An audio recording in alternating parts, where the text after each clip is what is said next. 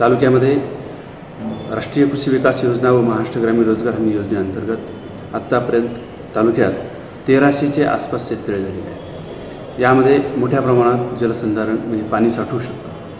गेल्या वर्षी आपल्याला अपेक्षित असा पाऊस पडलेला नाही, त्याच्यामुळे बहुतांशी शेततळे कोरडेच राहिले।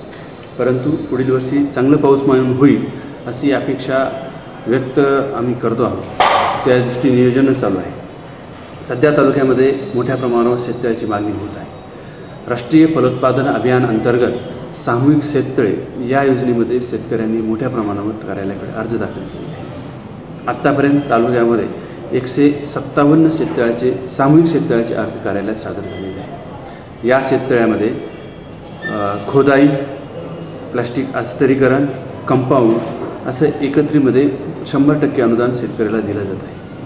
अट एवढीच आहे की त्या शेतकऱ्याकडे फळबाग असणं आवश्यक आहे। शेतकऱ्याकडे असणाऱ्या फळबाग क्षेत्रावरून त्या शेतकऱ्यांना किती क्षेत्रापर्यंत शेततळे देऊ शकतो हे आम्ही गुणोत्तर काढतो आणि त्याप्रमाणे शेतकऱ्याला लाभ देतो। आत्तापर्यंत सामूहिक शेततळे तालुक्यात मोठ्या प्रमाणात झाले, परंतु आता दुष्काळी परिस्थितीमध्ये पाणी चांगल्या प्रमाणे देण्यासाठी शेतकरी या शेतकऱ्याकडे वळत आहे। दुसऱ्या बाजूला महाराष्ट्र ग्रामीण रोजगार हमी योजनेअंतर्गत तालुका स्तरावर आत्तापर्यंत 4.5 कोटी रुपयाचं नियोजन करण्यात आले आहे। यामधून शेतकऱ्यांना प्रचंड प्रमाणात रोजगार निर्माण करून देऊ शकतो। परंतु सद्य परिस्थितीमध्ये तालुक्यातून मजुराची मागणी सध्या नाही, परंतु आपल्या तालुक्यामध्ये मजुराची मागणी मार्च 15 नंतर मोठ्या प्रमाणात येऊ शकते। कारखाने बंद झाल्यानंतर थोडीशी मजुराची स्थिती वाढते। जिल्ह्यामध्ये संगमनेर तालुक्यामध्ये यावर्षी सरासरी एवढा पाऊस पडलेला आहे, परंतु तो पाऊस म्हणावा एवढा इफेक्टिव्ह झालेला नाही। वर पाऊस झालेला असला तरी पाणी पातळी वाढण्यासाठी पूरक ठरलेला नाही।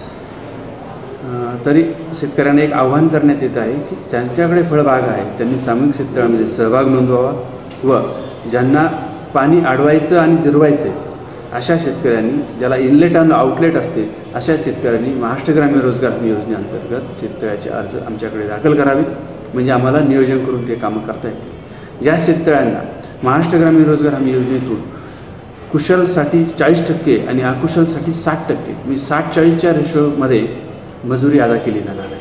म्हणजे 60% हे मजुरांनी करायचे काम आणि 40% मशिनरीने करायचे, म्हणजे हे शेततळे करणे आता सोपं झालेलं आहे।